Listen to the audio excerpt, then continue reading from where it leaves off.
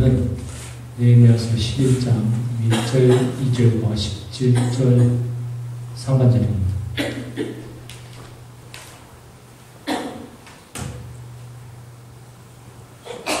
여러분들이 다 같이 한번 읽으시겠습니다. 시작. 백성의 지도자들은 예루살렘에 자리 잡았다. 나무와 백성 주사를 던져서 신의 이름 거룩한 집을 예루살렘에 설치하게 하고 신의 이름은 저마다 자기의 정치를 하였다. 스스로의 자신과 자기가 잘한 것을 위해 생명을 주었다. 또 마땅히 만났다. 그의 아버지는 미라, 그 밑에는 삭기요, 그 밑에는 아사랴다. 그는 감사의 천사와 기도를 인도하는 지혜자이다.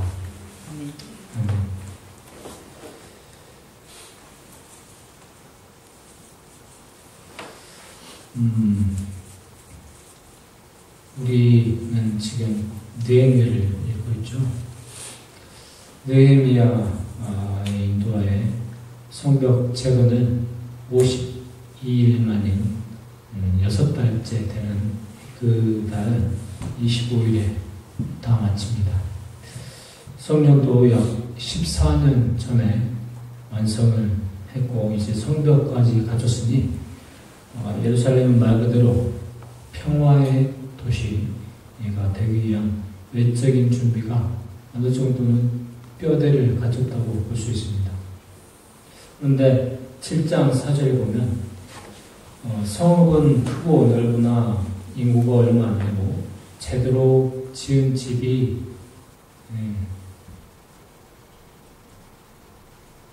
얼마 없었다 라고 해서 황량한 모습을 표현하고 있습니다. 그리고 그것이 바벨론의 침략에 의해서 성벽뿐만 아니라 집들과 거리까지도 완전히 부서진 데다가 1차, 2차에 걸쳐서 포로에서 교환을 했지만 느헤미야가 교환할 때까지 예루살렘에 살던 사람들이 제대로 하나님의 백성으로서의 삶을 살고 있었다고 보기 어려웠기 때문입니다. 앞주에 말했던 산발랏과 도비에와 게셈 등의 비아냥에서 느낄 수 있었듯이 유대 사람들은 이방 민족과의 통혼을 통해 삶의 안정을 꾀하고 있었고 포로 이전의 생활로 돌아간 듯이 보였습니다. 이런 시점에 느헤미야라는 사람을 구심점으로 다시 뭉치게 됐고 이방 민족과의 교류도 중단하게 됐지만 예루살렘을 다시 평화의 도성으로 만든다는 것은 아주 요원한 일이 아니었을까 생각합니다.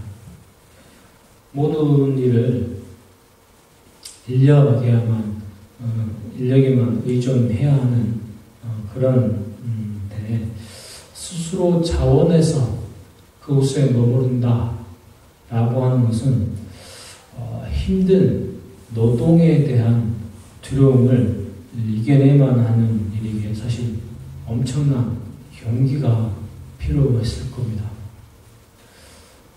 성벽과 성전이나 재건하는 게 힘이 들어도 하나님의 사업, 하나님께서 원하시는 일이라는 생각에 적극 전한 마음으로 했을 테지만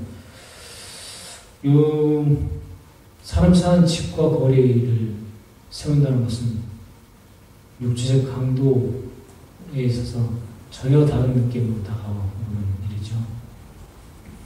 왜냐하면 사람들은 물적 인프라가 이미 갖춰져 있는 그런 동네에서 살고 싶어 하지 폐허를 걷어내고 거기에다가 다시 집을 짓고 거리를 만든다는 것은 벌판에 신도시를 세우는 것과는 차원이 다른 일이기 때문입니다. 그래서 지도자들이 솔선수범해서 예루살렘에 자리를 잡고 백성들은 제비 뽑기를 해서 10명 중에 1명만 거기에 남도록 합니다. 그리고 자원하는 사람들에게는 나머지 백성들이 축복의 기도를 해줬다고 나오죠. 이런 축복은 말을 하자면 본인들은 남고 싶지 않지만, 그렇게 하고 싶지 않지만 남이 한다고 하면 적극 추천 내지는 박수를 쳐주는 그런 행동이라고 볼 수 있습니다. 그런데 특이한 것이 오늘 본문에서 읽었듯이 감사와 기도를 전담하는 사람이 따로 있었다는 겁니다. 마따냐라는 레위 지파의 사람이 바로 그 사람인데, 아삽이라고 여러분 시편 보시면 거기에 나오잖아요. 아삽의 기도의 찬송에 하는 그 다윗 시대의 찬양을 맡게 했던 바로 그 아삽의 후예가 아닌가 싶습니다. 이런 것들은 사실 느헤미야의 탁월했던 지도력을 보여주는데, 예루살렘을 같이 지도하는 두 명을 따로 세워줘, 감독관을. 성전의 각 부분에 일을 맡아서 하는 제사장과 레위 지파의 사람들을 분류하고, 또 오늘 본문처럼 예루살렘이라는 황량한 도시에 사람들을 채워서 넣는 일도 했습니다. 뿐만 아니라 영적인 각성운동도 성벽 재건을 끝낸 다음에 에스라를 필두로 세워서 부흥운동을 일으키게 하는 거죠. 집회 기간에 사람들이 에스라의 말씀에 감동이 돼서 울고 그러니까 하나님의 나라에 오는 것은 맞지 않다고 하고, 있는 사람 없는 사람이 다 한데 어우러져서 초막절을 지냅니다. 그러면서 사람들을 다시 불러 모아서 제대로 회개를 하죠. 그리고 성벽의 낙성식을 감사의 찬송을 부르는 것으로 마무리를 하는데, 이때 마따냐, 아까 얘기했던 그 마따냐가 아주 중요한 역할을 했을 것이면 자명한 사실이죠. 그런데 이런 일련의 사건들은 모두가 다 나라를 잃어버린 사람들이 벌인 일이라는데 우리는 주목을 해야 합니다. 9장 37절에 땅에서 나는 풍성한 소출은 우리의 죄를 벌하시려고 세운 이방 왕들의 것이 되었습니다. 그 왕들은 우리의 몸뚱이도 우리의 가축도 마음대로 부립니다. 이처럼 우리는 무서운 고역을 치르고 있습니다. 라고 나오듯이 지금 유대는 완전한 또 엄연한 페르시아의 식민지입니다.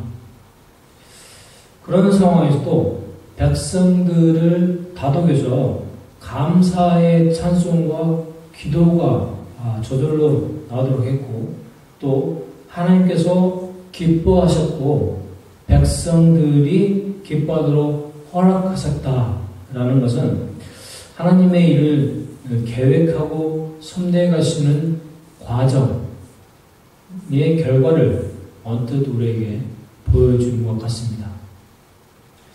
하나님은 창세기에 나오잖아요. 제일 첫 부분에 태초에 만물을 지으시고 보기에 좋으셨다 라고 말하고 있습니다. 보기에 좋다라는 것은 하나님께서도 기뻐하셨다 라고 봐도 무방한 거겠죠. 기본적으로 하나님이 기뻐하시고 좋아하시는 일은 사람도 당연히 기뻐하고 좋아할 만한 일입니다. 그러니 폐허 속에서도 하나님에게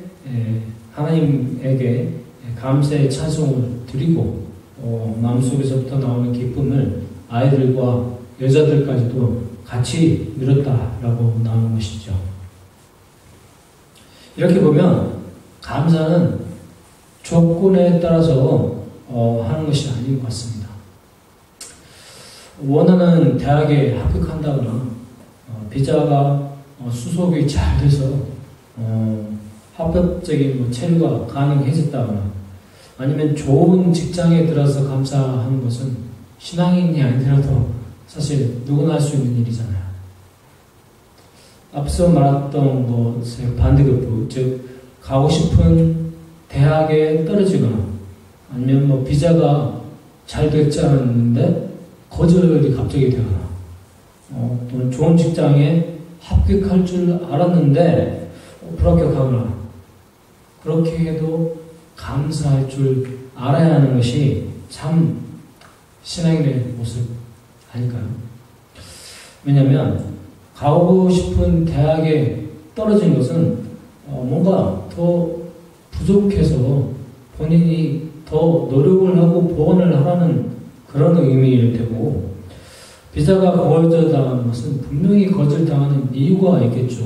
뭐 팔레스티가 바뀌었다든지 아니면 또 어떤 이유에 의해서 본인의 조건이 조금 부족했다든지 라는 것을 보완을 하도록 그렇게 우리한테 기회를 주는 겁니다.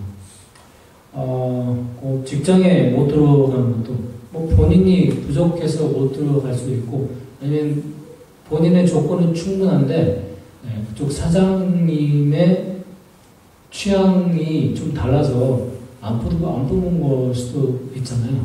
근데 그런 모든 것들은 다 하나님께서 다른 기회를 우리한테 주시기 위해서 그렇게 하신 거라고 볼 수 있습니다. 그러니 더 준비를 철저히 할 시간을 버는 것이니 감사를 드려야죠, 당연히. 우리 인생은 목사님께서도 얍시간에 말하셨고 대부분의 사람들이 사실 알고 있는 바와 같이 고통의 바다입니다. 고통의 연속이죠. 하나의 일이 마무리되는가 싶으면 또 다른 파도가 우리한테 덮쳐오고 하나의 파도만 덮쳐오는 줄 알았는데 두 겹, 세 겹이 한꺼번에 몰려오고 정말 어떻게 보면 우리가 살아가는 인생은 어떻게 보면 딱 유목민의 삶이 아닌가 싶습니다.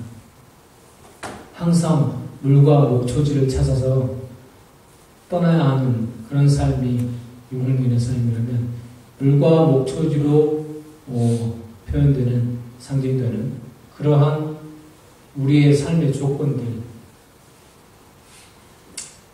찾아도 끝이 없죠. 그런데 잠시 눈을 들어서 한번 하늘을 보고 다시 본인이 부딪힌 일을 살펴본다면 이전 시간에 말씀드렸듯이 하나님은 해결책도 반드시 같이 주십니다.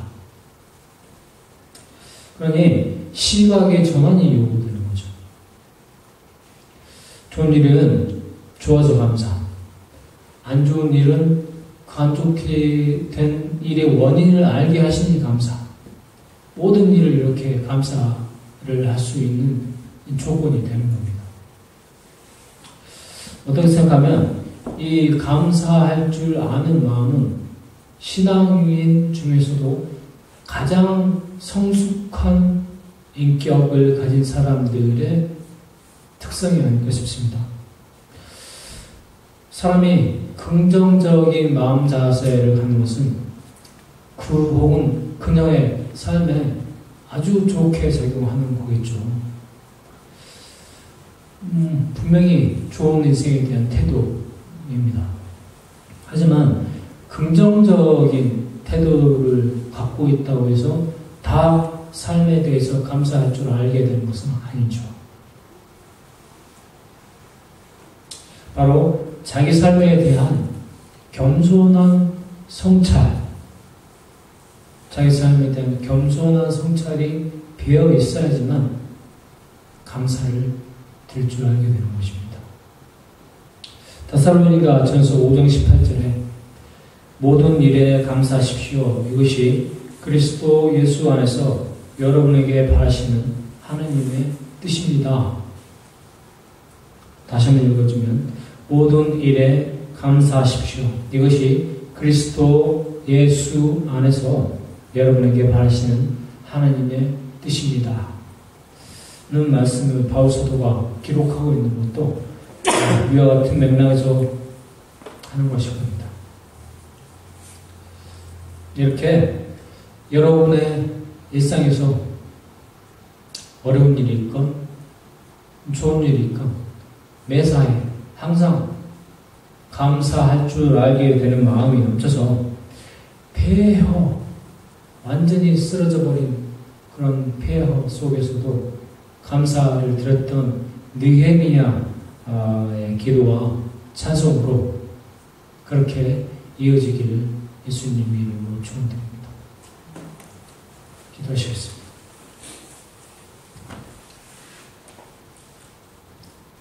하나님 감사합니다. 언제나 감사드린다는 생각을 하고 있었지만 조건에 따라서 언제는 하고 언제는 하지 않고 있던 우리를 봅니다. 아버지, 우리의 마음대로 재단하고 생각했던 지난날을 회개합니다. 우리도 폐허 가운데서도 감사를 잃지 않고 나타내를 통해 감사의 찬송과 기도를 독려한 느헤미야처럼 우리의 시각을 전환해서 조건에 맞는 감사가 아니라 모든 조건들에 감사를 드릴 수 있도록 도우시옵소서. 그래요.